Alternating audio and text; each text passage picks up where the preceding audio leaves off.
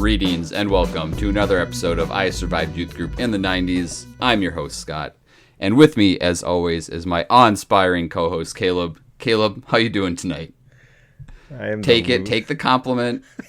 Awe-inspiring is ridiculous. Sure. I mean, the Grand Canyon is awe-inspiring. Yes.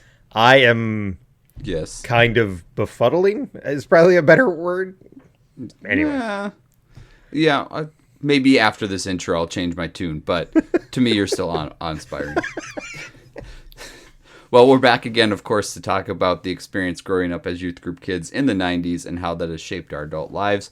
We'll talk to old friends about their faith journeys spanning from the 90s to today and discuss current cultural topics through the lens of someone who grew up during that era. Caleb, tell us, who are we talking to today? We're talking with Pete. He sings a lot. Maybe he dances. I don't know.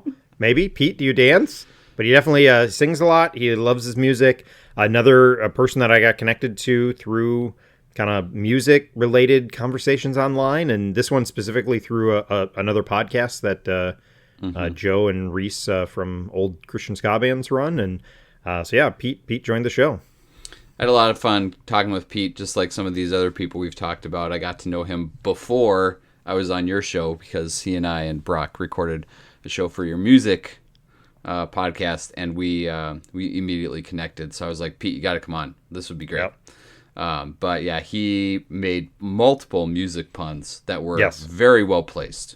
Not just like song titles, but lyrics as well. It was very well done. Yep, there's a good reference to that. I think went totally over your head and my head at first, and then I caught it. He made a DC Talk reference that was well done. Well done.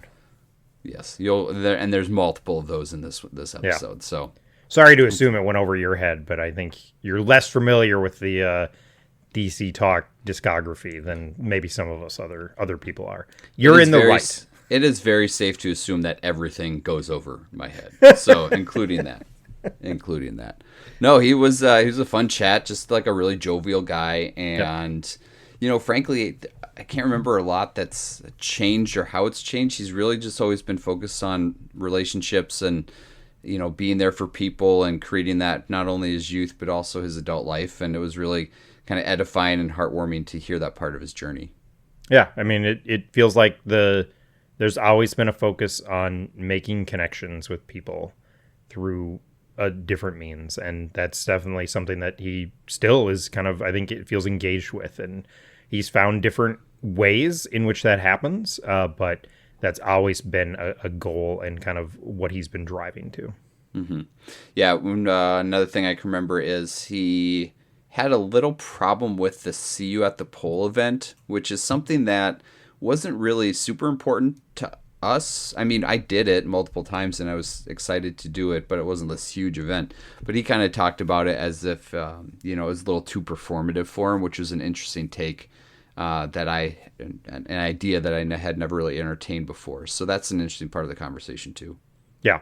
And that's, I don't want to speak for you, but man alive, that doesn't feel like that was ever either really a problem for us. Like, I think both of us have always liked to talk in front of others and be that sort of thing. And so that was, never something that I entertained, was the idea that this is, to kind of read the situation like that. But, once he talks about it, it's like, you can totally see how that could be something that people struggle with. And so again, that just slightly different perspective is just so helpful in kind of understanding where somebody's coming from.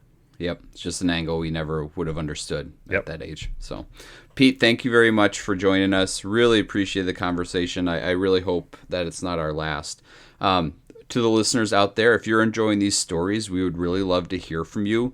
We're always looking for guests to interview, so if you'd like to join in on these conversations, please do reach out to us. We'd love to have the same type of conversation with you. There's really no wrong answer per se in these conversations. We're just really curious about your journey from youth group and then to where you're at today as an adult. So if you would like to join the show as a guest, please reach out to us at isurvivedyouthgroup@gmail.com. That is our email address, isurvivedyouthgroup@gmail.com. But anyway, we really appreciate you all for listening as well, and we really hope that you enjoy this conversation.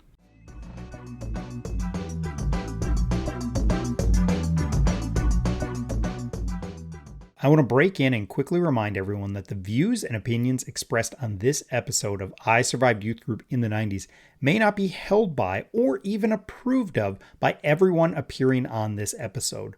One of the goals of this show is to give everyone a safe space to share their opinions and thoughts on deeply personal matters of faith. We are not looking to start an argument, but instead we want to let people share how they feel. During our interviews and discussions, we may not represent every point of view on a given subject, and we understand that this may be frustrating at times, but it is the nature of a podcast discussion with a limited amount of time. We also know and want to acknowledge that our memories of events that happened 25 to 30 years ago may not be 100% accurate. We assume everyone's best intentions as they share how they remember the experience of their youth. Now, back to the show.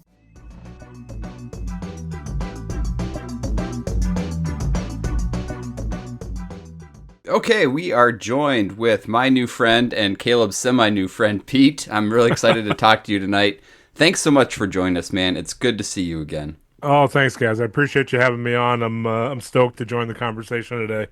Yeah, we're having a good run of guests here so far, and a lot of them are, kind of started off with as Caleb's music friends on Twitter, but found out we all have some youth group stories. So let's talk about that tonight. See what happens. Perfect. I'm ready. So set the groundwork for us. Where did things begin? When did you graduate high school? What was the youth group like for you in middle school, high school years? Sure. So I grew up in the Adirondack Mountains of New York, so way up in the mountains and the boondocks per se. So I grew up in the Wesleyan Church. Both my parents were youth leaders, so I kind of was born into a youth group family. I would be the token kid at youth group meetings on Friday nights, I think they did. So, all the teens would come over to the house. So I grew up in youth group, really. And, my parents were youth group leaders right up until I was old enough to be in the youth group. And then they were cool enough to be like, no, we want our son to have a different experience with other youth group leaders other than us, because he lives with us every day. I'm an only child.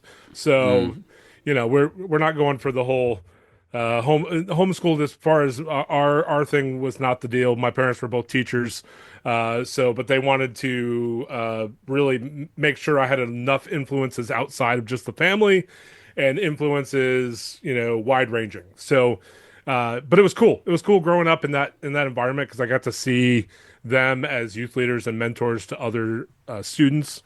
And other kids, and just all the different people that would come over were varying backgrounds, varying, we didn't really have a whole lot of diversity up in the Adirondacks, but diversity in economic status, and different things like that. So it was cool for me to experience that as a young kid, to really see how the world was different. And then I got outside of the Adirondacks. I forget it. I wasn't ready, but still, like, for that time, it kind of set the framework, and kind of set the groundwork for, like, really, really seeing how to love people. So I'm thankful for that time. And then after middle school, right around middle school, they started to kind of pull out of the youth group, and some other people took over in our church. I didn't really have a whole lot of people my age or kids my age at my church to start with, so we did a lot of area youth groups, and then big families started to come into the church. So then we had kids my age.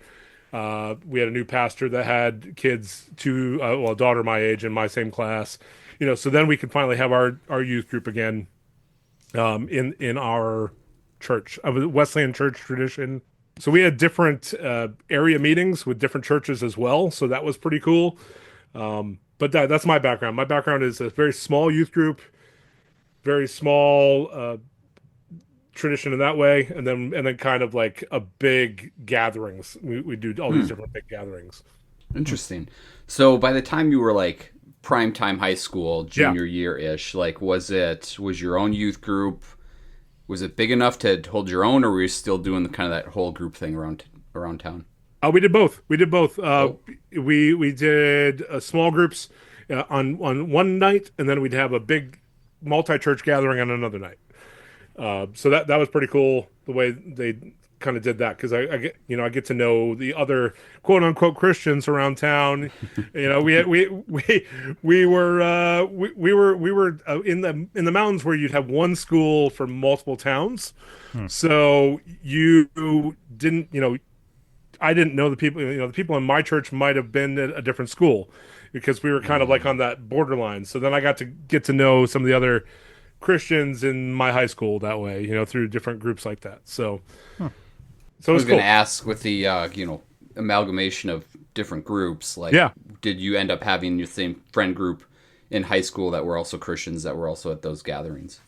Oh, sure. So I was all over the place in my friend groups. I played football, I played basketball, I was a theater kid. I was in the choir and the band. So I had all kinds of different friends. And so it wasn't necessarily for me the kids from youth group that were my best friends, though they were great friends, and we'd still hang out in high school. But I had so many different activities and things going on that I just kind of hung with all kinds of different crowds. Nice. Jack of all trades of sorts. Yeah, master of none. Yep. That phrase is longer. Like Yeah. there's a thing on it. Like it's not. It's not meant to be a negative thing. It's like It's jack not a of all negative trades, master of none is better than something. Hold on. Now here we Scott go. had no idea. I had no idea. I had a feeling you're- this was going to cause a conversation, so this is perfect. So No, it's you're so cultured, yeah.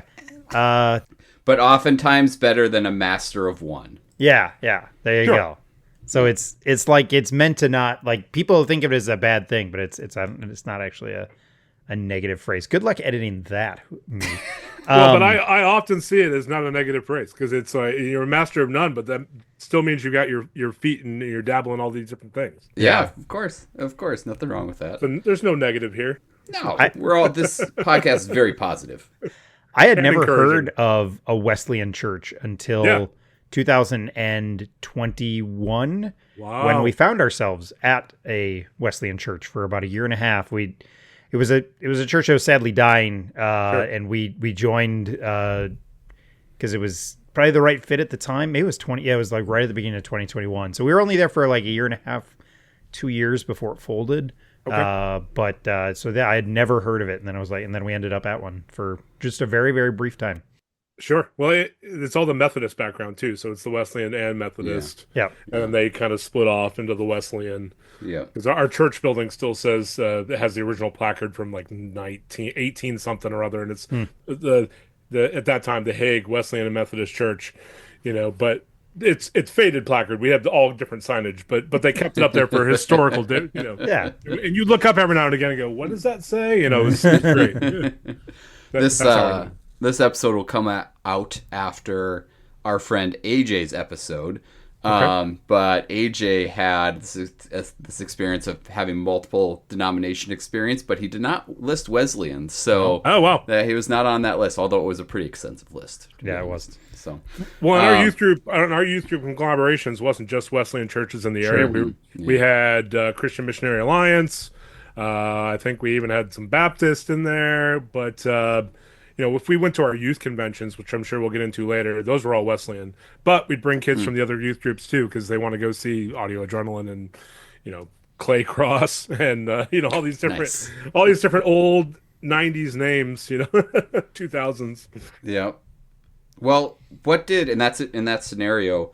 Yeah. What did faith look like for you? What are some adjectives you'd use to describe your faith during that time in high school? Sure. So I was learning a lot back then. Or I was trying to learn and trying to see what it looked like. Because for me, it was growing up with the faith of my parents and what that looked like and, all those different keywords. And I don't remember the different keywords anymore. But I remember back then it was a lot of just what does faith look like, and what does faith look like with my friends, my quote unquote secular friends, and how am I in high school going to, kind of show my faith? So my how it looked for me was I really just tried to go the love route, because love is a verb. So the old DC talk. I know. Shout out DC Talk. If I were on my other show, I'd go into the lyrics, but I won't. I'm subdued. So so haven't you heard? There you go. For me, it was definitely in a weird way living out the DC Talk song because it wasn't necessarily uh, doing it with words because it was with just actions and kind of showing love to all the different groups. So the underdogs, audio adrenaline, yeah, Nice. and all and all the different people that I rolled with, in football and basketball and in choir and all that stuff, and then a youth group. Yeah, I learned this much later as an adult, but sometimes being different doesn't just necessarily mean like you stand out with your behaviors differently. It means just maybe loving a little extra and giving a little bit more of your time in person to people who need it. Sure. And, obviously very difficult in high school when you don't even know, what the rest of your life is going to look like. But it's cool that you identified that during that time. Well, a little bit, and that's a lot of looking back on it later. I mean, I think for me, I wasn't, and I still am not in a big side of the theology side. For me, it's more the action side. And action is such a strong word. I mean it more of like a just relationship side. And that's always kind of how I've been. I can't do the sword drills, the Bible drills, the Bible and verse and all that stuff. I wasn't part of Wesleyan Teens and Talent to do all that. But if you want to have a, if you want to have a conversation with somebody, I'll have a conversation with you, right? So Sure. So I can't quote great theologians. My dad and I laugh about it or we used to laugh about it how he's like, I can quote you music lyrics. Yeah, I can quote you all these old songs, and I'm sure there's some theology in there, but to say where it came from, I don't know if I can tell you that. Sure. But that's where I get a lot of that from him is the fact of a lot of music. So I'm very musically minded. So I'll make you a mixtape or a mix CD of all these different songs that I think you should listen to that talk about Jesus. And that's what I did back then. It's like here's Nice. this. We're gonna go with that. But then I get really shy and intimidated around your see you at the pole. Yep. See, at the poll, that was a few people brought that up.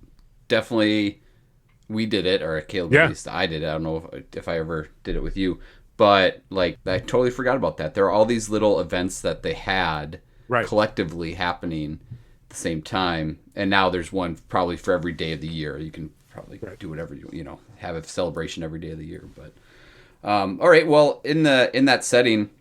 Yeah, we were making mixtapes, which I think is awesome because we'll certainly get to music later. What are some of your most vivid memories? What do you remember and what fondly about that time? Oh, for sure. So, I just remember the relationship side. It was, bonding with some forever friends. I was listening to one of your episodes a while back. It's like how funny it was that you don't really talk to your friends from high school per se outside of the Christian world. Like I rolled in all these circles, but the people that I still talk to are my friends from youth group. Mm. I think it was one of the many episodes you were talking about that, and it was very interesting. It made me think like, I talked to all my friends from college still, but high school, it was the relationships with the people in youth group that I remember the most. Mm-hmm. So I rolled with all different groups, but those were the ones that stuck out and stayed. So like just with talking to my friend Michelle earlier today, I was looking back on it thinking I don't really talk to a bunch of other people that I could think of, but the first person I'm going to reach out to about what do you remember about youth group, it was her. Mm-hmm. So it was cool to like kind of make that connection again. I haven't talked to her in a bit, so thank you for that. Thank you for going the extra mile to try and jog your memory a little bit. Oh, no problem. That was fun. It was fun. But yeah, the memories of that is like youth conventions. I loved youth conventions. We did the 30-hour famine back then. Do you guys know the 30-hour famine? Sure. Yeah, I forgot about that. Yeah. Yeah, where you had to raise money for what organization? Do you remember? Was it World Hope? No, was it? I don't think it was World Vision. World Vision, yes. Was World it? Vision. I think it was World Vision.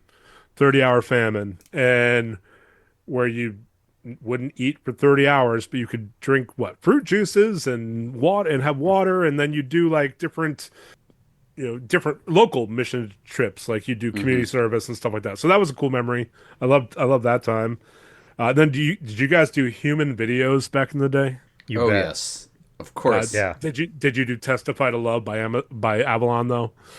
No. No. That was the one that stuck to my memory. It's like, long as I shall live, I will testify. Like it's yeah. Was it just like a dance music video, or was there like characters that you were portraying? Characters through dance. Even though we were Wesleyan, dancing wasn't allowed. We still. Oh, yeah. Whoops. That was with the Christian Missionary Alliance group though, so everything was Oh fine. yeah. We were given a pass, but no, it was we did. There was a storyline to it, but it was all through dance. Yeah. Okay. We totally did those. Secret Ambition by Michael W. Smith and The Champion were the two. Yeah. Those are the two ones that I distinctly remember. Yeah, those are the two biggest ones. I wish we did Secret Ambition. There's still time. We're all like friends now about this. We should all find a way to do that. A Pickle Home Companion presents the human video of a Secret Ambition. Nobody knew. Brock's definitely Jesus. Oh, yeah. Well, if it's Brock, we have to do the champion. But yeah, Oh, that's right. Did you guys ever have the group come through Heaven's Gates, Hell's Flames? No. No, but very okay. interested. So Heaven's Gates, Hell's Flames was a traveling evangelical. You were talking about the portrayal and roles. This was a group that came through and did a whole portrayal of basically Heaven's Gates, Hell's Flames, what happens if you're going to hell, what happens if you're going to heaven, and you don't want to be left behind, essentially. I won't go into Larry Norman, but yeah, so it's we all had these different roles, and it was kind of improvish, but they also had a script, but you could make up some of your own lines within it. But they would bring in different community members or different people from area churches. This one group would come in and have you play these different roles. So everybody had a role. Our pastor was the devil, somebody else was Jesus, but then it was a community outreach. So you'd have you got free tickets to all your friends, and they'd come in and watch you do this. And then there was essentially an altar call at the end. But human videos sparked that memory of Heaven's Gates, Hell's Flames play that came through. Yeah. It's Reality Outreach Ministries. Yes. They are the ones that run it, and it is still a thing today. They are still going strong. Yes, I looked it up the other day, and they're still going. It's kind of like a, not as extreme as a Hell House, but it is like in that vein of a little bit of shock value to but not quite as extreme. Would it be like they came to the youth groups and then it was like, hey, youth group kids, bring your friends, or were they like just in a park somewhere, or like how did they try and reach the unreached kids? So it was church based more, but of course in churches up there your youth will do it, so they'd have a lot of youth in it. And then they'd bring in some church members because they'd need some adults in there too to portray different things. And then from there, they would have you take tickets and, drop them off at, the local Hot Biscuit Diner, your different Walmart, whatever. And then they'd have posters up. So, hey, free play or free whatever. And then you tell your friends too, you'd take it to school, I see. And then it was just basically a week long. They were only in there for the week, and then at the end of the week, you do it on on a weekend. I see. It's like a traveling Saturday Night Live. Essentially, yeah, like a traveling Saturday Night Live meets circus meets touring band. Crazy. No, I never heard of that. They come in with pyrotechnics and everything, and it was a whole deal. Wow. Something Incredible. New. Every episode we find something new. Basically, we're getting to something new. Never come up on the show before. And you ask if it was outside. Normally they'd have a church host it, but Okay. but I'm sure other places they outside or at a Sure. local auditorium or something. Well, how about like as you started getting older and you Yeah, graduated, did you just leave? Did you hang around? What was that transitional period like into young adulthood for you? great. Yeah, so I graduated. I'm a year 2000 kid, so we were on CBS Evening News. We were that crew. And I mean, I wasn't Y2 personally. hashtag Y2K. You know what? I always wanted to be on and talk to Dan Rather, but I never was. So, Hmm. but all that to say, next I went to Houghton College in Western New York. It's a Christian Wesleyan university. Went there for 4 years. On summers, I would come back and work with youth group. I had a really really close friends now that once I left they brought in youth pastors. So a lot of in growing up, Mm, there was a lot of volunteer based mm, youth group leaders. So hmm. it was people from the church that wanted to work with kids, wanted to work with youth. Then when our other pastor came in, he had this vision to bring in an actual youth pastor. So we had a youth pastor come in because there was a lot more. Let's remember there was not a lot of kids my age at that time, but as I grew up, a lot more younger kids were becoming that age. Okay. So they brought in a youth pastor, became really good friends with them, came back on breaks and would kind of work with the youth group as a kind of like a big brother type of Oh yeah, thing. sure. So so kind of a youth leader underneath Jim and Angie, and they were very couple based. So they did it together uh, as a duo, Hmm. which was cool to watch. And then I came in and was like the third part of that, and we would go to youth conventions, we would go to Creation Festival, we went to we do all these different things on the summer. I was on back on summer break, so I'd go on those things, or back on winter break we went to the Wesleyan Youth Convention. That year I think it was in Toronto. Mm. And that's an area meeting of all the different Wesleyan churches all over. uh, I think they have a national convention where you go a little bit further out, like Cincinnati, or they'd have the local where it was like Toronto or Boston for us. So we did Toronto and we did Boston during my time after high school. Before high school, I know I remember going back as far back with my parents to go to Toronto. We went to a couple other ones with their youth group, and then I went to for myself when I was in youth group age to Cincinnati, and that's where Audio Adrenaline was playing. Clay Cross was playing, but we didn't go to see Clay Cross because All Star United announced a secret show, which was my first ever secret show that I ever knew about. And my youth group So leader, cool. yeah, I was like, "We're going to the skate park." They came through with a bullhorn saying, have you ever heard of All Star United? Well, they're playing here tonight." And I'm like, "Oh, good. I don't have to go see Clay Cross." so I so Fair. I talked to my youth group leader. And I'm like, "Hey, we're gonna." And my parents were on there too because my parents still were very supportive of the youth and went to chaperones, Nice. just to kind of help out. But I I told my youth group leader I went to the youth group leader first, and then I knew I'd have my parents' back up. I knew my dad would be all over All Star United, so I knew I was good. But I went to my youth group leader first, and I was like, "Hey, there's another great Christian band that's playing in the skate park.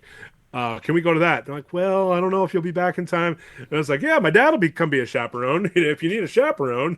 And dad pops up, pipes up. He goes, "Oh yeah, I'd love to." So they're like, "Okay." So we got to go see All Star United thanks to my dad. But it was Nice. fun. I don't know why that memory just popped up too. It's perfect. But right after high school, I still was definitely involved with the youth group. Sure. Interesting. Cool. That I did a bit of that too. I didn't completely leave. Some summers I'd come back Yeah. and help out a little bit here or there. The older I got and the closer I got to starting my own adult life, it was less Sure. and less. But there's always that like connection piece drawing you back, especially if you're back home. Oh yeah. Wait, you guys are right about my age, or when did you graduate high school? 98 for me, 97 for Caleb. So just Okay. a little older. All right. And Sure. So my sister's 2000. So so she was on CBS Evening News as well. Yeah. one of her good friends was part of a story where they tracked him from like kindergarten. Oh, amazing. So she had like this. There was a big article about like one of her best friends in high school. Cool. This huge article in the paper, and they like had this. They had tracked him the whole way through. It was pretty pretty crazy. So That's pretty cool. yeah. Our turn of the century crew. That's so interesting. So did you guys go off to different? I mean, I've listened some, but I don't know completely the background. Did you go off to like Christian colleges? Did you go off to what was your what did you do after high school? Caleb, you go Yeah, first. I went to just a state school and Okay, yeah, started doing that. I much less so came back. There was some circumstances that kind of dictated a bit of that, yeah, but I just was less involved. I kind of got involved out in college, where the town I was at, and so for the summers I'd come home, but I wasn't really helping out. I was just kind of around, and I was hanging out with my friends I went to youth group with, but I wasn't sure. really helping out in that way. I was just working. So I was backing around, and my parents were still at that church for many years up until I don't know, many years later. They finally moved on to a different church. So I was around, but never really involved in youth group after that. Sure. So I went to a liberal arts school, Yeah. and it was a Lutheran school. And you said, did you go to a Christian school? I was the kind of kid for many years who was like, I don't go to a Christian school. Yeah, same brother. I go to a Lutheran school. Yeah. Like I was trying to like just demarcate the difference, which just I don't know why my wife ever married me for because I was like I was that kid. I was just being obnoxious about it. Sure. And now I would say it's a Christian school. It's but it was of the Lutheran tradition. Yeah. Well, I always said I wasn't going to go to a Christian college. I was going to go to, state school or go to another. I always thought I was going to play basketball back in the day, so I learned to shoot left-handed. Nice. Because I write right-handed, so in my book, I can shoot basketball left-handed and sign an autograph while I did it. Yeah, that never happened, guys. But I could do it if you want it to happen. We're going to do it right now, Wow. But Interesting. I know. That was my middle school self. But we look back on those times and laugh. But I always said I wasn't going to go to my dad's college either because my dad went to Houghton. But then they they hit me. Like there was a guy in our church that went to Houghton also, and he brought me back a pencil, he brought me back a book, he brought me back all this. He's been in the church forever. He's like, I think you should check this college out. I went and I fell in love with it. So Nice. I understand that whole no, I'm not going to that. Yeah. Interesting. Well, let's wrap up the Yeah. youth group part of it. Like Sure. during that time and looking back on it, overall, just what did you love about it?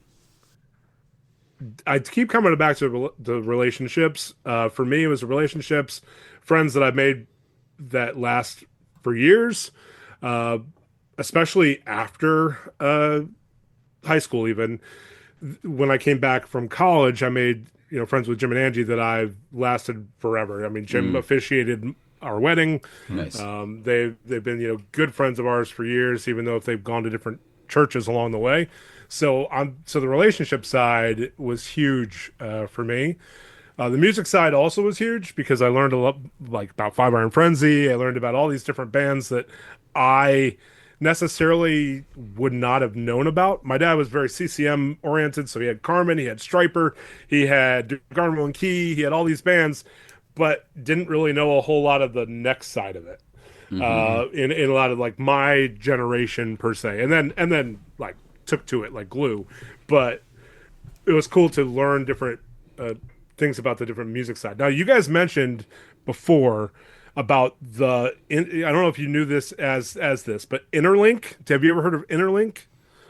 So you were talking about the VHS tapes and the CDs that you would get. Yes. Okay. Talk about memories flooding back to you right away. No kidding. Right. So Interlink. So I don't know if this was back in your day, but later on there was a whole group called Interlink that would have boxes full of CDs.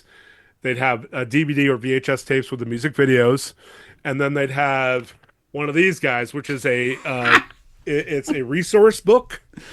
And I found that I use this a lot on a Pickle Home Companion when we have guests on, because in the middle it had the whole, if you like this band, check out this Christian band. Whoa, that's a huge list. You know what I mean? So this is 2000. This one is 2000. So this is after when I was in college, and I'm sure I got this at one of the youth conventions.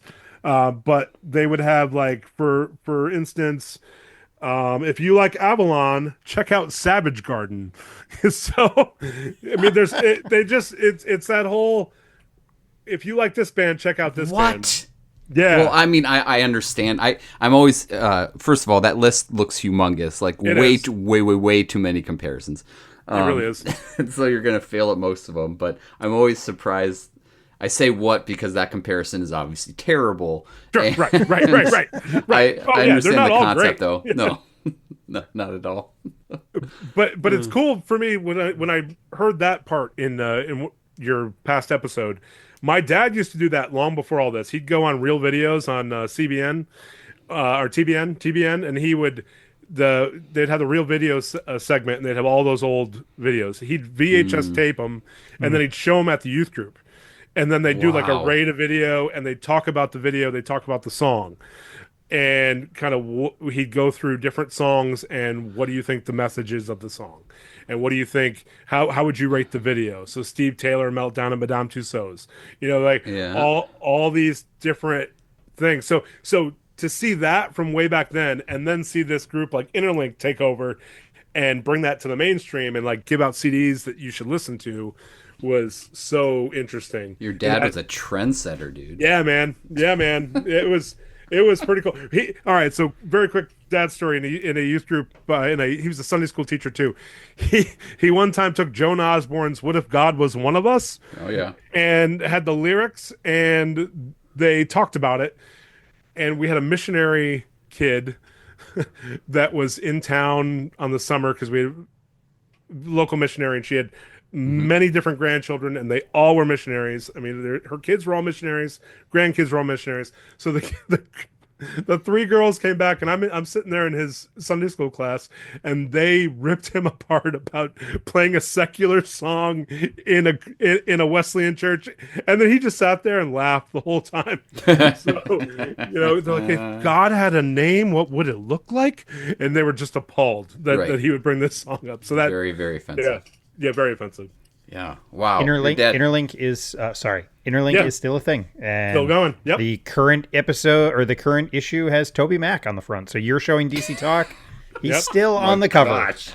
DC Talk. 5 years later. because he just put out a new 25 years album. later. So Yes, yeah. he did. Oh my gosh. And then they'd give out the cardboard cutouts. So we had Yeah. a Oh, Jesus man. Freak cardboard Oh, yeah. cutout. I had a Newsboys one.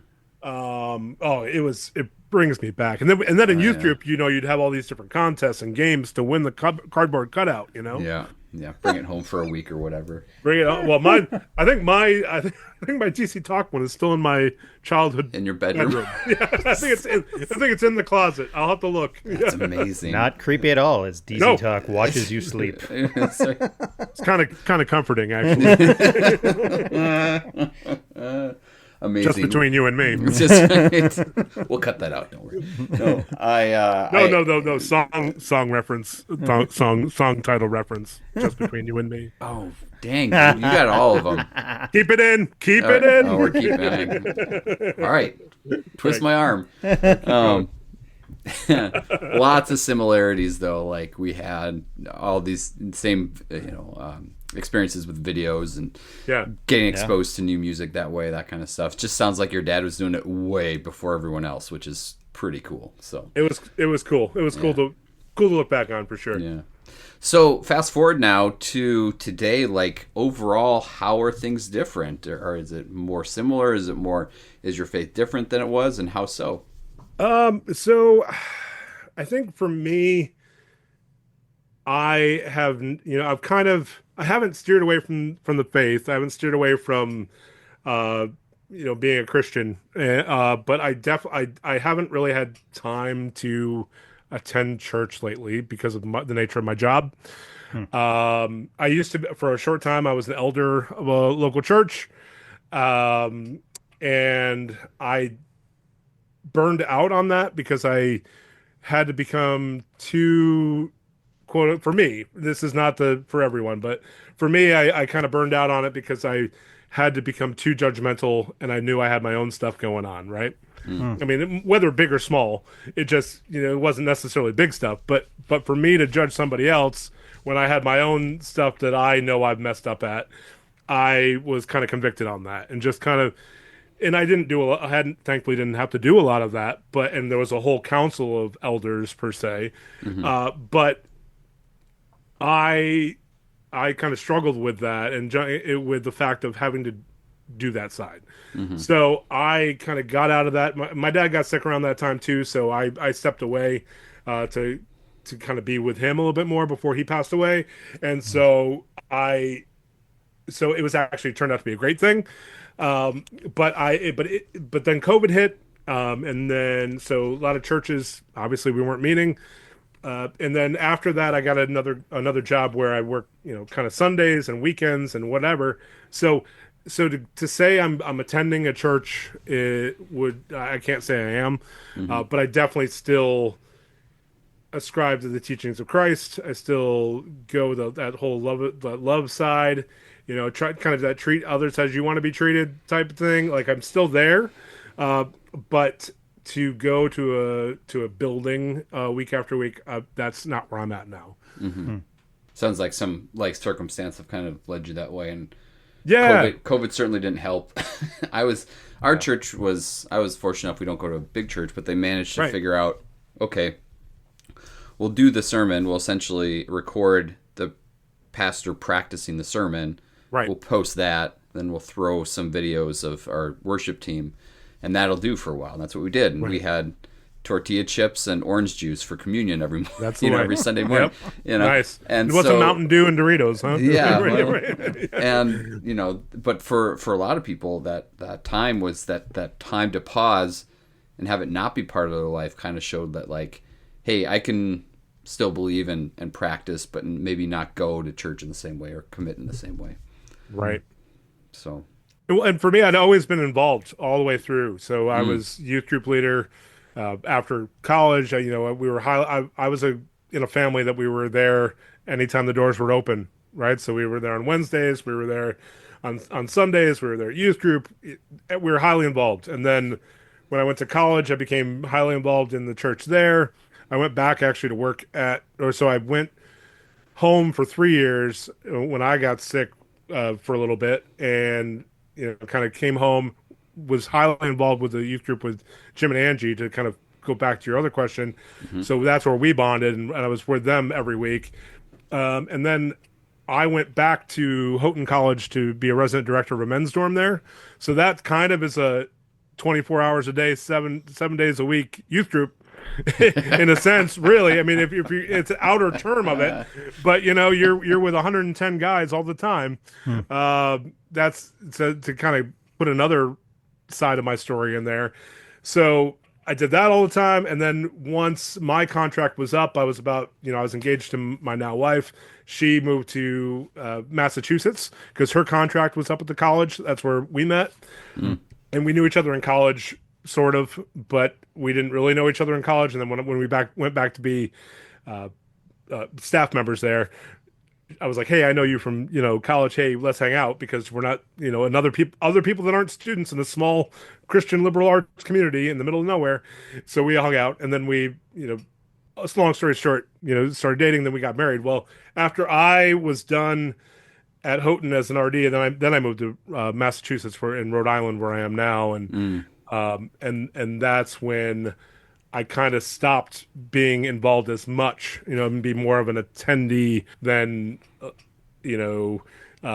on the team all the time. Sure, later on I became like a young adult leader, and later on became an elder. But I had a nice 5-6 year window of just being an attendee and plugging in where it was needed, rather than that whole feeling of I had to be. Sure. I think that's pretty normal, especially with life stages. I certainly did my time volunteering in high school, after high school, even as a young adult, leading small groups and stuff. And then all of a sudden it's like, you know what? I'm going to take a step back. There's nothing wrong with that. I think that's pretty common for the evolution of someone's faith. But Is there a certain event, teaching, theology that you just kind of approach differently today? I don't think so. From that phraseology standpoint, I keep coming back to the whole relational side, right? As I said a little bit earlier, I don't really know how I can identify that through the phrase, but for me, it's you're just hanging out with people and getting to know them on their level and getting to know where they come from. Uh, it kind of so that whole teaching of love, kind of that love your neighbor as yourself. That is, and I'm misquoting hardcore, and there's more other context around it, but I keep coming back to like trying to just to love. Mm-hmm. So that's the teaching that I try and come with and make people laugh. That's why I'm off, way off the rails on maybe a Pickle Home Companion, because I'm in this like meeting of people that grew up in the same kind of background, and I'm so excited to be back with it again that we just kind of go off. Mm-hmm. But as far as your question, I think it's just I'm trying to continue on with the relationship side, mm-hmm. just to kind of be there, and if faith comes up, awesome. If faith doesn't come up, awesome.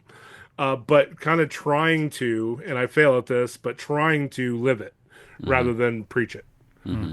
It's like you sometimes use words. Sure. But that's kind of what and believe me, I'm not amazing at it, but I try at it. We're all trying. Yeah, right. Exactly. I don't want to. My mom used to say, "There's no conceit in our family. You have it all. I don't want to be that one." Fair. Well, it sounds like that's just been a through line for you for basically most of your life. Is hey, I want to know people. Yeah. I want to have these friends. I want to be in a position to help them out and to serve them if they need it. Yeah. And also love them as necessary. And that's really kind of continued on to where you're at now. Yeah, definitely. Even in my current job, I'm a waffle guy. I help to run a food truck, and nice. So it's that whole I'm a front of house talking to the people. So it's just it even flies through to where I am now. The owner of the business is also a fellow Christian, so we have a lot of the same background. We talk music lyrics, from the old school CCM all the time. So even though I maybe not be in a church building per se, it's kind of cool to see how that continues on even where I'm at now. Side note, I told my wife I'm going to start a food truck called Good luck. All right, go ahead. No. You have to help me out, Pete. You got to sell it. Mm-hmm. It's called... Oh, sure. Sorry. So, good luck. Yeah. If part of my story is that I grew up overseas in Belgium, French fries, all that stuff. Frites. Street frites. Oh, yeah. Do it. Like poutine. Do it. Poutine. Belgian waffles, like legit Belgian waffles. Like Liège waffles? Liège waffles? We're talking... with the pearl sugar. Yeah. We're talking the dough-based. We're not talking batter-based. No, of course. Thank you. Yes, I'll applaud you on that. I need investors. Are you in? No. Because I need investors as well to keep my business going, or our business. It's not mine, but so I remain employed, but I'm with you, and I support you, and I love you. Okay? Right. Excellent. But that's a great idea. A little bit of background on ours is the owner of our business, he was stationed on the border of France and Belgium in Lille. And so he his short time in the military, he fell in love with the true Belgian Liège waffle. Yeah. And so he went over and studied with a waffle master over there. That's not the correct term, but I call it a waffle master. And learned how to truly make them. And then he went back over like recently and with your idea with frites. Yeah, he knows how to make the frites. Yeah. So yeah, that's right up my alley. That's why I perked up, because I know what you're talking about. That's hilarious. My wife and I was there for 5 years. My wife and I just went back over our anniversary over New Year's because she'd never been there. So it was like full circle for her. She'd heard about this place for 30 years. And so, I did all the traditional stuff and found the traditional food, and it was amazing. So I got to get over there. I have not been, but I love what he brought back. Belgium's, I was very cynical when I was a kid, but it's actually pretty underrated. So Yeah. That all being said, that tangent's done. The mission field. There you go. I brought it back. Perfect. Is there anything you look back on during that youth group experience and you kind of cringe at or struggle with? Like, oh, maybe we shouldn't have done that, or maybe we shouldn't have put a person in that position, that sort of thing. Yeah. For me, I think it was we were super judgmental back then. Like I look back on it and just the whole idea of you have to come here or else rather than hey come on and come to my church and then like oh these people like that just the whole idea of the Christian and secular world even those labels we put on it are fine but it's the emphasis on the right syllable that make it weird emphasis on the wrong syllable that make it more judgmental like the secular the unbelievers like they're going to be out there. But for me, I felt like I was kind of sheltered, which was fine. But looking back on it, I learned that to be less judgmental. And I had a great upbringing. I had great youth group leaders. I had great church. They were doing with what they had. My parents were top notch. But as I came to the faith of my own, and I learned that where we were kind of maybe lacking in some ways, right? So, and they were very loving people, and not trying to be judgmental. So I want to, if any of them ever hear this, I want them to know that I felt that they were the most loving people I've met because I felt loved. But for me, as we did some of these events, I was just like I cringed at the see you at the pole because I wasn't like a person that would be almost like a figurehead type thing, and I felt like people were watching, and I couldn't express it correctly on what we were doing, So it was going to be lost in translation, or some of the things at the time, all these different fads, and I can't think of them at the moment, but like where you would have to, have to wear these certain things in your schools. Which is great, but I feel like I would not have been able to explain it correctly, and so I felt like for me it was more of I couldn't explain it the right way. It's more if you participated, it was more performative for you than anything else. Like, thank you. Yes, yeah, it felt very much more performative and much more inauthentic. Yeah, for me. Interesting. I don't know if we've had that kind of response. Some people, maybe they were just kind of shy and didn't want to be there. But like, as you're talking about see you at the pole and talking, not that it was a performative thing. It was an intentionally definitely Christian thing. Right. But what were we doing? We just prayed around the pole, right? For the school, for the country, that sort of thing. Right. Which is all well and good. And brought kids together, probably kids who didn't know each other well and didn't go to youth group together, at least at our school. But also too, like, do we have to do that around a pole?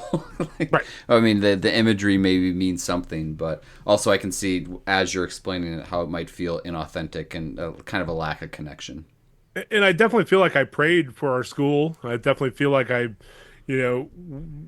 through the performative nature of it, I think there was some authenticity to it.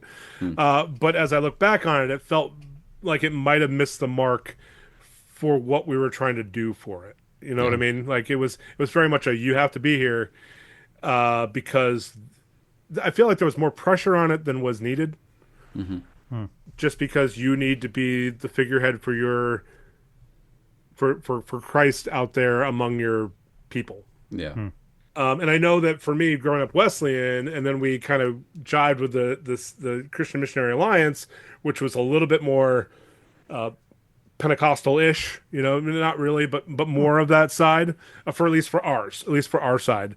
And then we had a very big Pentecostal church up in Lake Placid that we would go visit, and then some of those kids would come down, but it was very much more evangelism based. So it was talking about things I cringe at. One time we went. We were over at our youth group and they were like, all right, guys, we're all going to go play basketball and we're going to witness to the people at the basketball court. and we're going to make them stop their game and we're going to talk to them about Christ. Oh my gosh. And I'm like, can we just go play basketball? And then like maybe talk afterward. Let's not interrupt their game. But that was a vivid memory I have, and I kind of went the other way.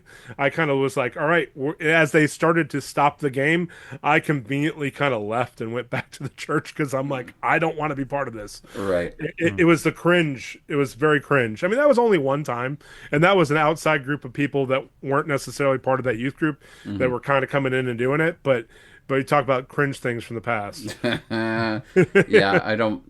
People probably didn't get saved that in that situation, I'm assuming, but I don't know. Could be wrong. Maybe. Could be wrong. Could be wrong. Now as an adult, like what's been the most impactful event on your spiritual life now as a 43-year-old? Yeah. Currently, I would say, and this is going to sound weird, but doing the podcast with the other three guys, with Brock, with Jared, with Kevin, connecting with other guys that I never thought I would connect with, through music, through going to a music festival down in Alabama, and connecting that way, and starting this podcast where we meet every week. It feels kind of like a men's group to me without putting a label on it. And that's been very impactful for me. And I think that's where some of the excitement you might hear from me on there, it comes from. It's just this whole idea of kind of getting together with people intentionally without putting the intentional community side, moniker on it. Intentional gathering of other people through different faith backgrounds. You've had Brock on here before. You've had Jared on, and you've heard their stories. Obviously different faith backgrounds, but still having that commonality of background has been cool for me.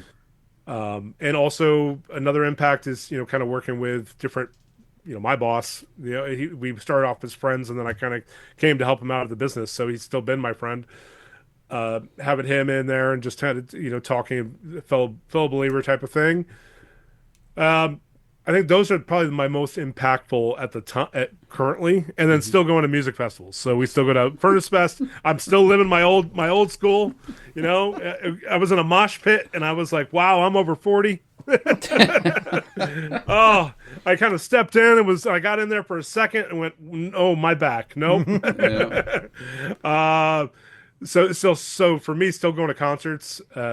This is gonna be my first and only reference to this band, maybe. But going to Switchfoot shows has been huge. Going to see Five Iron Frenzy, going to, all these old bands, connecting with the old days. And when Christian music, dare I say, was good. So I know, hot take. Here we go. The views expressed here are those. We'll run the disclaimer. Yeah, I know you will. I love that. But it's cool to still have that around and kind of still have that available. It's been cool.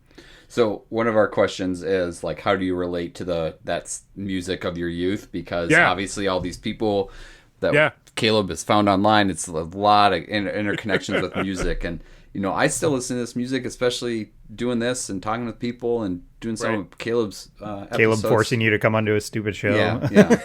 It's really, really strong arming me into it. But then, meanwhile, I campaigned to be on his show. Please. I'm like, call Pete. He's like, I don't really. I got him on the schedule. But it's everybody is nostalgic about the music of their youth. That's for sure. That's clear. But I think because we had such a phenomenal experience during that time, and because there's the spiritual aspect to it, I'm always curious how people now interact with the music itself, but also the spiritual nature of it too. Because whether it is Five Iron or Caleb and I just talked, Prayer Chain, like that album was super spiritual to me, although it's not overtly worship, that sort of thing. So like, how do you music festivals and all kind of relate to music during that time? Sure. So music has always been really the big factor for me in how I maybe express myself. The mix CDs, mix tapes back in the day.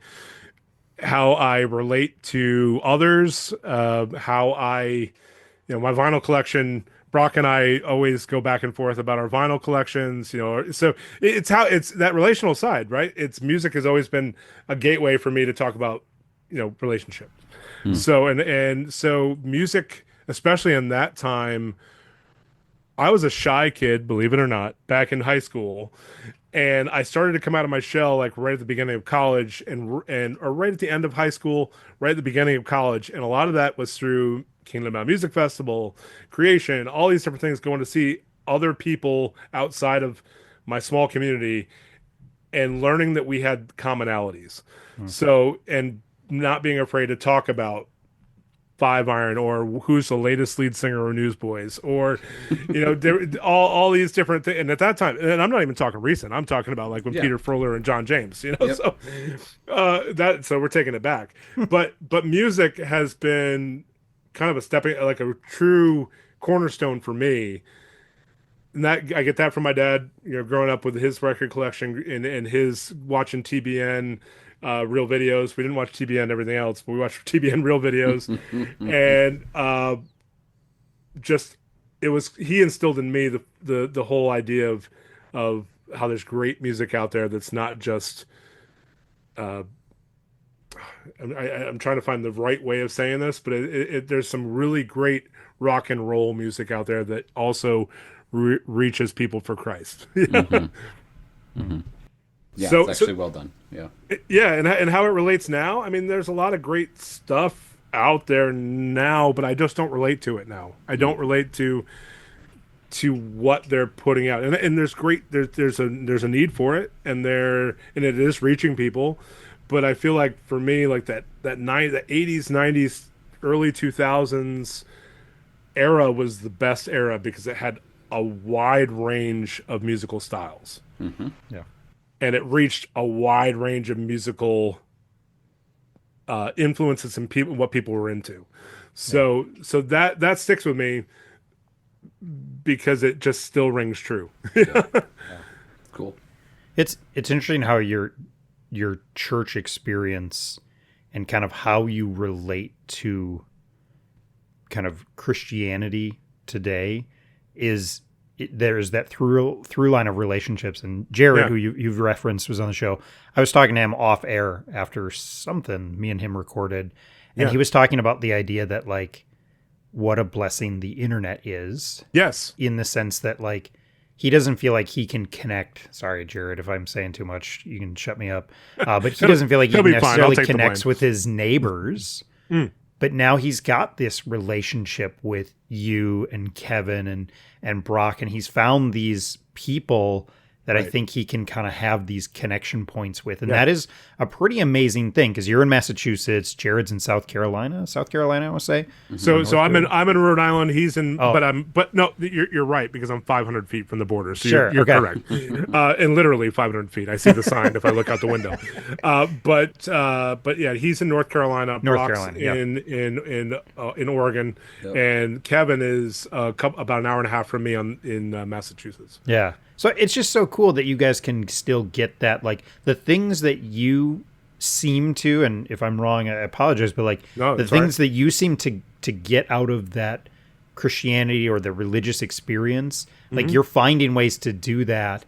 And it's like, it may not be in a building on Sunday morning, but it's like, these connection points. And my guess is, the Jared's perspective on things is probably helpful for you to hear, like, oh, there's somebody else who kind of feels similar to me, and like, that sort of idea. And so it's really cool to find that spot, even if it's not in a church building at the time. Like, and maybe at some point later in your life, there'll be an opportunity for it. But if not, you've found other ways to do it. And that musical aspect can still be that through line. And there's not necessarily a ton of people right next to you that you're going to be able to like go to shows with and stuff like that. But even that ability to kind of, we're going to occasionally go and meet up and find a way to connect and go to Furnace Fest together, So I think that's really, that is the power of the internet, is allowed us to do those connections and they don't necessarily have to be our neighbors. Not that our neighbors are bad. You know, we love our neighbors, but you know, I'm also glad I don't have to spend every last minute with them. It wouldn't work. You know, and I do have to touch on that, is that, you know, I have that internet community that we found through shows, but the cool part for me, even though I left the church that I was at before, I'm still very connected with our young adult group that we had. I mean, we don't meet as a young adult group now, but the friendships I made, there's 3 or 4, a handful of really close friends I made that we still get together, and do, quote unquote, hate this term, but do community with from time to time. You know, for lack of a better word, and I'm gonna get lambasted. You're just all catchphresses, Pete. I'm gonna get. I know. He's the a buzzword jargon, man. Baby. I know the jargon, baby. All right. You know what? Just living together, living life together, guys. Sorry, but I oh, I'm cringing right now. But anyway, so, but it's been cool for me to still have those relationships with those people. Like we just went to Hibachi yesterday with some of those people. So to still do it, we're not every week meeting, but it's great to have those people in Rhode Island that I can meet with more often. So I don't want to paint it that I'm completely kind of on an island, though I am on Rhode Island. But still, hey guys, I'm coming back. Pickle Home Companion. Anyway, so but it is cool to still have that real life, quote unquote, even though I met these guys, you know, before, and we've gone to music festivals before, and I consider them real life friends. It's also cool to have the close by people too. Yeah. And it's cool also having Kevin so close by, because now we do meet up every now and again. And I grew up in the Adirondacks where it was an hour to get anywhere, so an hour and a half down to no problem. Not a big deal. No problem. Yeah. Awesome. Yeah, music can great equalizer for many of us. It really is. Sure. So we'll say a couple more questions here, because you've been generous with your time. What would your youth group self say to your 43-year-old self now, and vice versa? Like, what would that conversation be like? Yeah, I think for me, my youth group self would be like, don't get so worried about the Christianese of it all. Don't get so worried about having all the right answers. Don't worry about your image as much. I didn't really worry about my image a lot, but you know, you still have that peer pressure of being a high school kid and all the things that went with it. I was a bigger kid back then, so you'd have all those whole social, relational side of the teasing, and then I played football, and all that was out the window because I was good at football, right? But it still plays with your brain, right? So I would say to myself back then is don't be so worried about what other people think of you, and don't get so anxious about just doing things. You know, just stick to the whole love people and relate to them at a level, and don't try and put on a show. You know, and that's what I'd say to that kid. That kid now, though, I'd say, hey, have a little bit more fun with life. You know, you know, because I had a lot of fun back then, and yeah, I still do. But just to remember to still be a kid. Sure, from time to time. And I love that with my nephews and nieces. I have that side, and I love that part. So I'm not a parent like you guys or the other guys on my podcast, but I have nephews and nieces, and that it's like grandparents. You can get them all riled up and give them back. It's very true. Very true. Yeah. It's a great reminder to not lose the enthusiasm of your youth. It's really easy once you step into the real world, and sometimes for people that directly impacts their faith, right? They're very enthusiastic in their faith, and then the real world hits, and all of a sudden it's incompatible.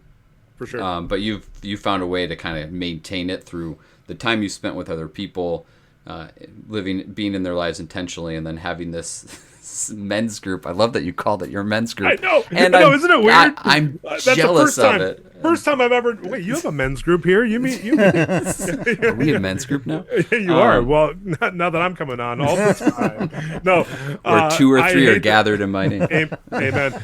I hate the fact that I called that a men's group, but that's only because it's 4 men, and they're gonna rip me apart on the podcast and fact check me. And I hope you leave it in because that's hilarious. I will definitely leave it in. Make sure they listen all the way through. Thank you. I love it. Oh.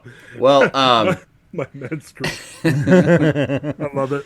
How can we pray for you? Amen. Living together in community.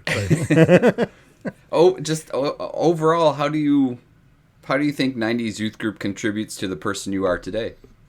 Oh, it was a big factor because that's where I became more outgoing. That's where I became more. I learned how to listen a lot during that time rather than just talk.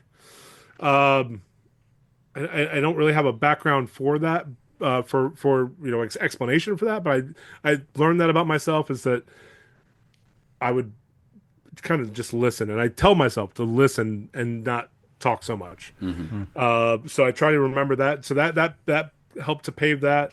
It definitely made me more outgoing. So, that time, music side, especially, my love for concerts, we've already been over all that part, but the concerts and music and messages through music and that kind of thing definitely shaped during that time. So yeah, it was highly impactful in a time I look back on it, though I cringe at many parts of it.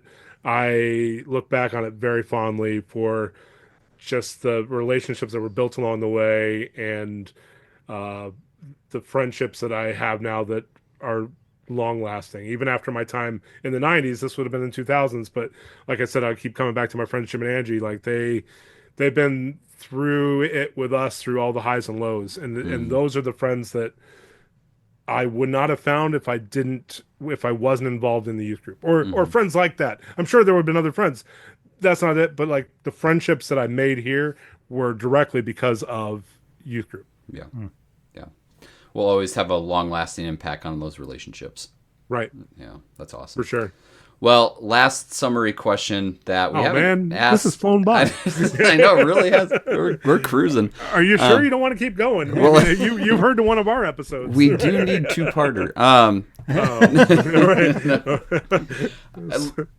So we like to wrap up sometimes if people haven't answered already. Like, what's the craziest, grossest, most borderline illegal thing that happened at your youth group?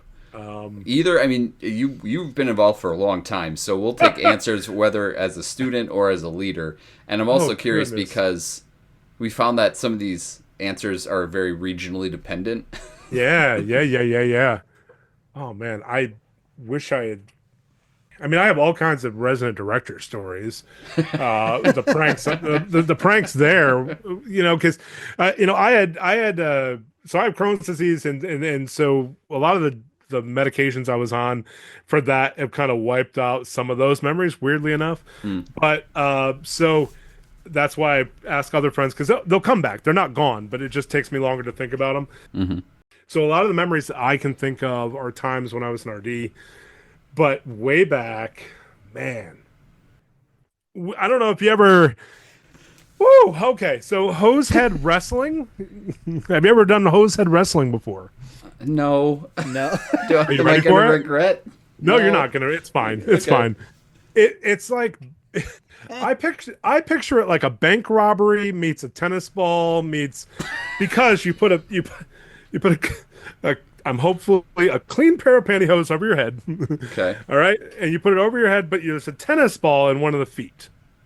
Okay? Okay.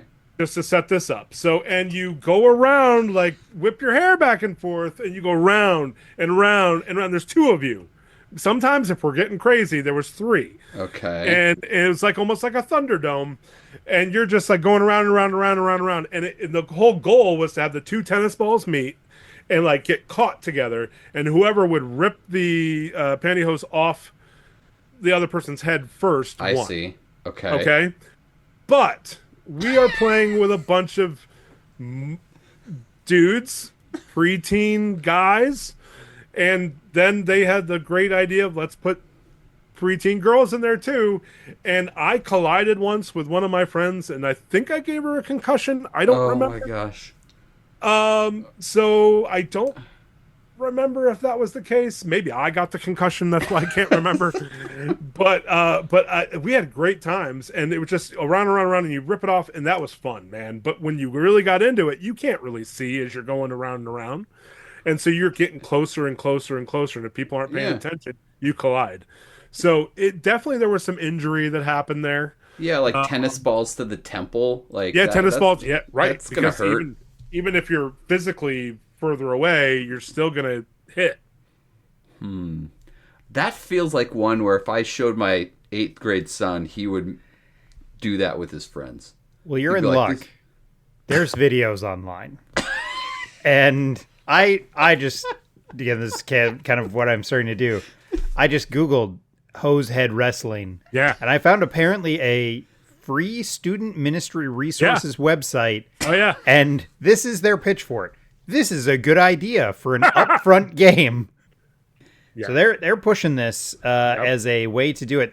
They're also saying that you can do other ways of doing it with your arms. So there's variations on this that you can do. But I found videos, Scott, so you can show him. Oh, yeah. That's different layer. It's amazing. I loved it, but it was also that element of danger. And then we also were in the era of Fear Factor. Oh yeah. So we'd have a lot of those like weird stuff you would eat. Yeah. That wasn't necessarily probably the most hygienic nowadays. Yeah. I thankfully have blocked out a lot of that. Then let's see what else. I remember one time we flamingoed a person's house. Have you ever heard of the flamingoing a house? Yes, I've heard of that. Yeah, where you put it up. Yep. Yeah. But as a fundraiser, I think we got and then so the fundraiser was you'd flamingo the house. Somebody would either pay you to flamingo somebody's house, and then that person would have to pay you to get it off of their lawn. So really extortion, but that's fine. I was gonna say, yeah. Or you would pay, or you would, I think it was all these different things. After a while, obviously, we were not completely extortive. If it was somebody, they would have to be for it, and if they were all against it, we would go and like take it off after a day. Sure. Mm-hmm. But we raised a lot of money this way. I think one time, this was not in my time with Jim and Angie, but we did it one time, and we got chased off of the property. Nice. That was fun. Yeah, there's a few out there that I'm remembering. Excellent. Oh, those are great answers that we Hosehead Wrestling again, learning something new every interview, Caleb. So go join a league, people. It's the next pickleball. You know what? Pickleball is the way of the future right now, but just you wait, it all comes back around. Yeah, the overhead on Hosehead Wrestling is even less than pickleball. Like, it really is. We got to invest early. Yeah. So get on the ground floor. You know what? Send me your money. I'll invest. Oh, that's good. Well, hey man, this has been really fun. Thank you for joining us and giving us your story. I've been looking forward to speaking with you about this because you and I have connected over the last couple of months in various ways. And speaking of just kind of meeting people and having the internet be a blessing, maybe you are too, past that generation of like, oh, we're going to make connections online. Like, that's not how my brain functions, and it's hard for me to do. Yeah, plus 100%. I have plenty of connections in real life too, but like once I did the Mute Math episode with you, and then we started talking about Severance, I'm like, yeah, Pete and I are texting all the time. Yeah, my wife's like, "Who's this Pete guy?" I know. He's awesome. I know. It's hilarious. And then you're like sending me your bourbon collection, and I go, man, all right. So another thing we're connected on. Yeah. You know, and I feel like Caleb, you and I would connect, but I've been way too much just campaigning to be on your show that I need to really get to know the real you. And so let's do some intentional community together. Let's live some life. Let's, I don't watch Severance though. That's okay. That's all right. I don't drink anymore. That's okay. I'm a social drinker. With myself. I was gonna go pull out my two Switchfoot vinyls to appease you. Thank you. Make sure.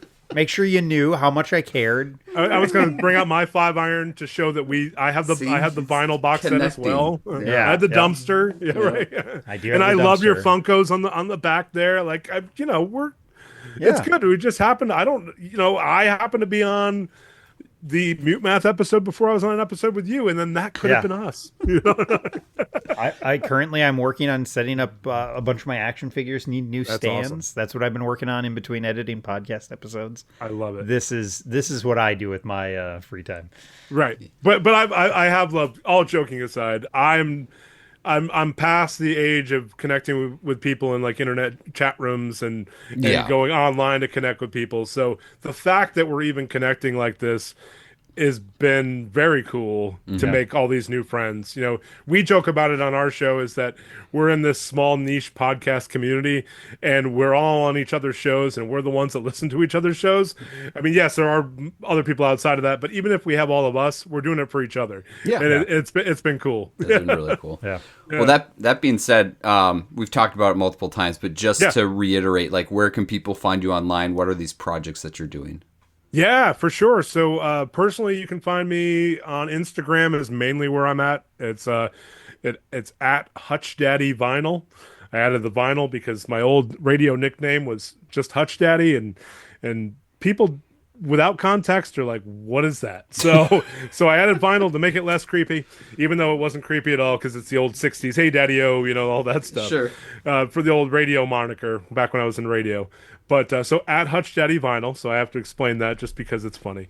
And then I also do a podcast and mentioned a few times with 3 of my friends, Brock, Jared, and my good buddy Kevin, called the Pickle Home Companion. We started off as a offshoot of 2 ska band lead singers, Joe Yorkie from The Insiders and Reese Roper from 5-Iron Frenzy. We started off mainly just to get together and talk about their episodes, and then we realized that most of our content is we do organically on our own. So we still love to rib them and have fun with that, and definitely check out their podcast if you've never listened to it. Yep.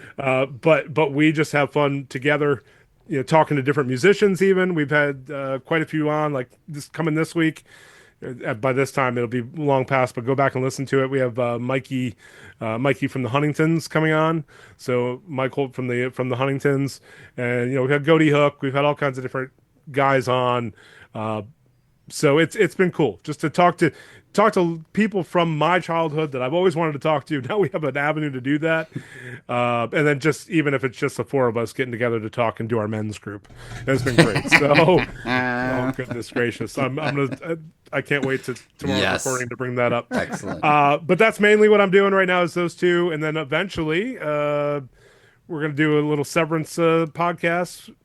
Yep, Scott, you and I. We're gonna do it under the Pickle Home Companion Network. We have enough time before season 3, and it'll be kind of probably by the time we get around to, it'll be a good reintegration for us to the show like that. And I really want to do it with you 3 because that show changed my life. So and I was at Hibachi actually yesterday with my friend Rachel, the other one that we're bringing on with Jared.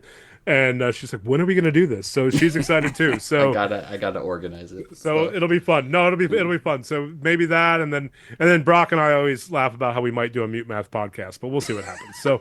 So the possibilities are endless. But right now, you can catch me on Instagram, and then also over at the Pickle Home Companion. That's at a Pickle Home Companion all together. That's also on Instagram. Highly recommend. Very great show. Very fun show. So go check that one out. Be prepared because I am a little bit unhinged. It's more chaotic. It's fine. It's great. The best compliment we ever got for that show is I started listening to it going, "What the heck am I listening to?" And then as they were listening along, they're like, "Okay, I'm laughing. So what the heck am I listening to?" But I'm laughing. So it'll be a cure for something. Yeah. I don't know what, but it'll be a cure for something.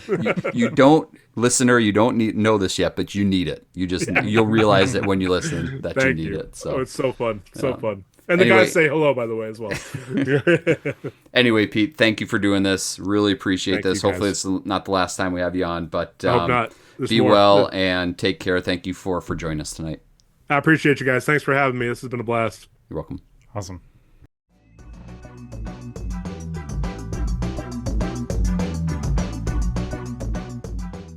Thanks for listening to this episode of I Survived Youth Group in the 90s. We hope you enjoyed it. Once again, we want to say thanks to Pete for joining the show. It was great to talk with him. Just fun experiences and some interesting perspective on things. It was great to have him on the show. Thanks for joining us, Pete. We really appreciate it. Let us know what you thought about this show or any of our other shows. We're always looking for guests. So if you are interested in being on the show, you can find us on Twitter at SurvivedYG. You can hit us up there. Although we're not great about, I'll be honest, we're not great about checking that Twitter handle. So a better thing to do is email us at isurvivedyouthgroup@gmail.com. And we'd love to have you in the show. You can also email me. I have my own kind of podcast-related email address. It's Caleb the Spy Podcast. That's kind of related to my other show, Caleb the Spy Podcast @gmail.com. If you're interested in being on this show, hit us up. We'd love to have you. We're always looking for additional guests and just people to tell their stories. So please hit us up. We'd love to have you on the show. Please subscribe and share the podcast. If you're so inclined, leave a rating or review. If you enjoy this show, you might also enjoy the other podcast I do. It's a music podcast called the Album Anniversary Podcast. I just sit down with somebody and we talk about an album that they love or an album that's important to them. We celebrate that album on the anniversary of its release date. Once again, it's called the Album Anniversary Podcast. The music at the beginning and the end of this show is the instrumental version of the song Positive Charge by the artist Dread Pirate Roberts. Thanks again, and we'll talk to you soon.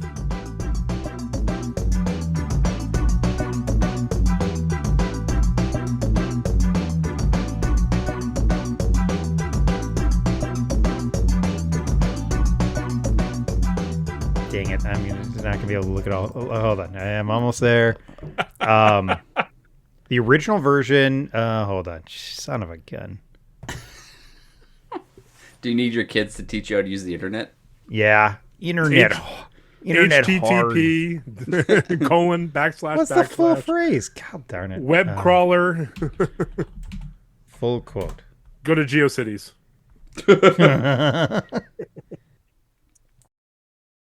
Greetings and welcome to another.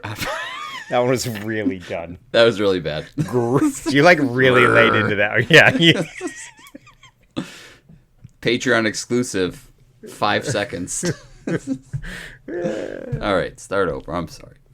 You're fine. If you're gonna go that into it, it's gonna make me laugh. Right. Okay. 3, 2, 1.